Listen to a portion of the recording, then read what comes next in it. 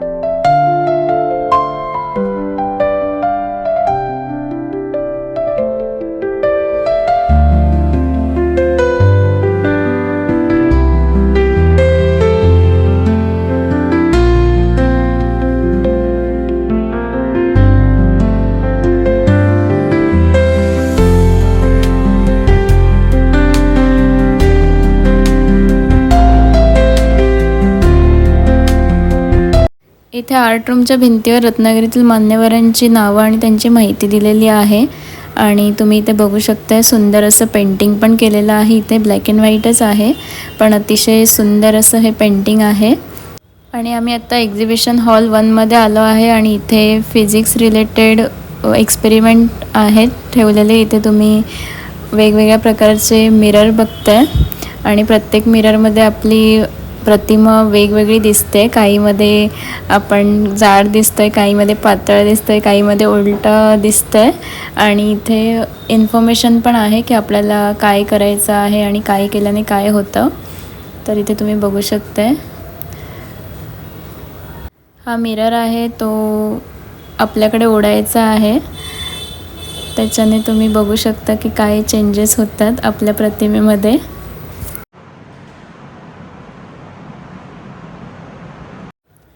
इथे आणखी पण बाकीचे प्रयोग आहेत. इथे बॉल मिसिंग आहेत, पण त्याच्याबद्दल इथे माहिती दिलेली आहे. सायक्लॉड आणि इथे आपण हा एक्सपेरिमेंट करणार आहे. इथे एक बॉल आहे, तो ह्या रिंगमध्ये टाकला की तो डायरेक्ट खाली जात नाही, पूर्ण फिरून फिरून मग तो खाली जातो.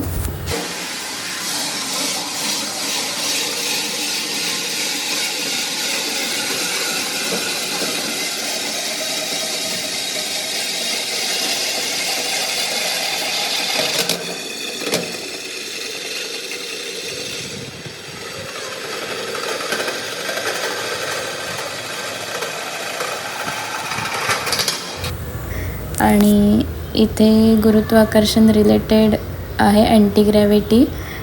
आणि इथे हे बटन प्रेस करायचं आहे. ते बटन प्रेस केल्यावर मी दाखवते तुम्हाला. इथे हे चक्र फिरायला लागेल आणि आपल्याला इथे घोडा धावताना दिसतोय.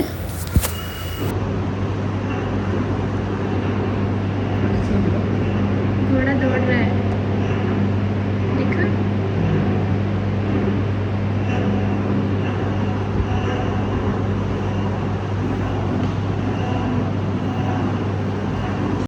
त्यानंतर इथे आणखी एक एक्सपेरिमेंट आहे, ऑन द रेल्स. ह्याच्यामध्ये इथे 3 वेगवेगळ्या आकाराच्या काठ्या आहेत आणि त्या तिघांपैकी फक्त एकच काठी ह्या रेलवरून जाईल शेवटपर्यंत, इकडे तिकडे न पडता. तुम्ही बघू शकताय 2 काठ्या मी यूज करून बघितल्या पण त्या पडल्यात आणि ही तिसरी काठी बरोबर इकडे तिकडे न पडता बरोबर गेली आहे त्याच्यावरून. आणि आता आम्ही आलो आहे anti gravity double deck experiment बघण्यासाठी. तर मी ह्या डेकला आता धक्का देते, तर तो तिकडे एंडला पोचेल आणि तिथून परत येईल. आपल्याला तर माहीत आहे उतारामध्ये कोणतीही गोष्ट सोडल्यावर ती जाते इझिली, पण हा तिथे न थांबता परत रिटर्न येतो आहे. आणि ह्याचं कारण पण इथे दिलेलं आहे, तर तुम्ही व्हिडिओ पॉज करून वाचू शकता. आणि हेच इथे आश्चर्यकारक आहे बघण्यासारखं. फिजिक्स सायन्स रिलेटेड सगळे एक्सपेरिमेंट आहेत. त्यानंतर इथे ॲक्शन रिॲक्शनचं एक्सपेरिमेंट आहे आणि त्याच्याच बाजूला इथे स्वतःला उचला. इथे एक खुर्ची आहे बसण्यासाठी. त्या खुर्चीवर बसून आपल्याला इथे असलेली ही दोरी ओढायची आहे, तर आपण स्वतःला सहज उचलू शकतो. आणि आम्ही हा एक्सपेरिमेंट केला आणि खूप मजा आली आम्हाला. आणि खरंच आपण स्वतःला सहज उचलू शकतो.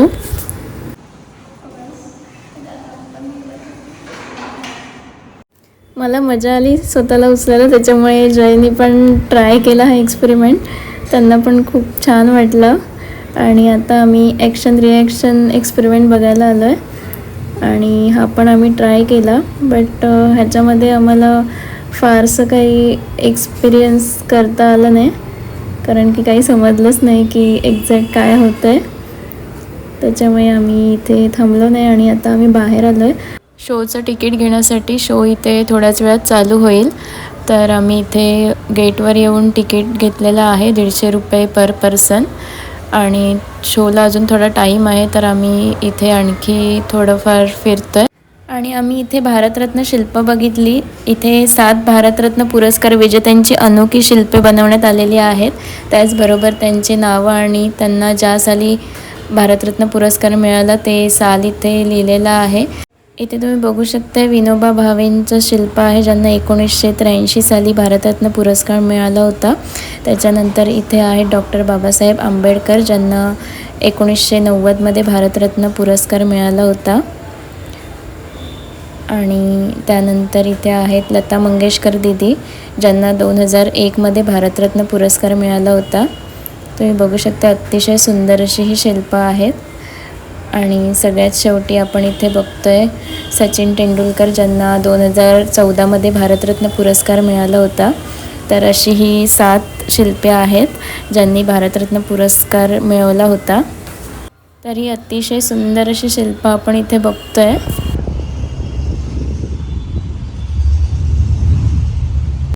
आता शोचं टायमिंग झालं त्याच्यामुळे आम्ही शो बघायला चाललो आहे आणि इथे एंट्रन्समध्ये तुम्ही बघू शकताय एक अंतराळाचं चित्र उभं केलेलं आहे आणि त्याची माहिती पण इथे दिलेली आहे. त्याच्याच बाजूला इथे अंतराळवीरांचे स्टॅच्यू उभे केलेले आहेत ज्याच्यामध्ये आपण फोटो पण काढू शकतो आणि इथे आदिमानवापासून आत्तापर्यंत कशी प्रगती झाली त्याचं चित्रण उभं केलेलं आहे. त्याच्यानंतर इथे सनलाईटची लाईफ आहे, पूर्ण लाईफ सायकल आहे. हे महाराष्ट्रातील पहिले व देशातील 5वे ॲक्टिव्ह 3D तारांगण आहे. येथे पर्यटकांना आणि विद्यार्थ्यांना खगोलशास्त्राचा उत्कृष्ट व आधुनिक अनुभव घेता येतो. इथे 3D हायटेक ॲक्टिव्ह 3D तंत्रज्ञानाचा वापर करून खगोलीय घटना, तारे आणि विज्ञानाचा प्रत्यक्ष अनुभव घेता येतो, जे आपण थोड्याच वेळात इथे बघणार आहे. आणि या परिसरामध्ये नवीन शैक्षणिक धारणेला अनुसरून अद्ययावत सायन्स पार्क देखील विकसित करण्यात आले आहे. आणि पूर्ण तारांगण परिसर फिरून आता आम्ही शेवटी पोचलो आहे इथे हॉलपर्यंत आणि आम्ही आता हॉलमध्ये एंट्री केलेली आहे. इथे आम्ही बसलो आहे आणि आम्हाला इथे गॉगल प्रोव्हाइड करण्यात आले आहेत कारण की 3D शो आहे.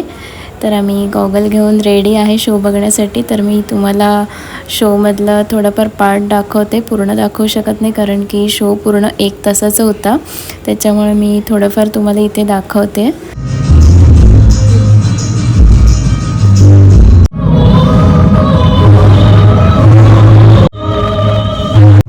सोडलं त्याचा कोणत्याही अग्निबाणाच्या शक्तीशिवाय पृथ्वीभोवती फिरणारा स्पुटनिक पृथ्वीचा पहिला कृत्रिम उपग्रह मानला जातो. भूमीपासून सरळ कॅस्पियन समुद्रापर्यंत सगळं काही पाहू शकतो.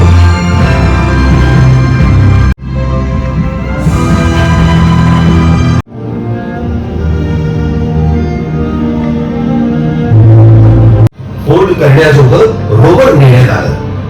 38 दशलक्ष डॉलर्स किमतीचं स्वप्नवत रोवर चंद्रावर पहिल्यांदा कमांडर डेव्ह स्कॉट यांनी चालवलं.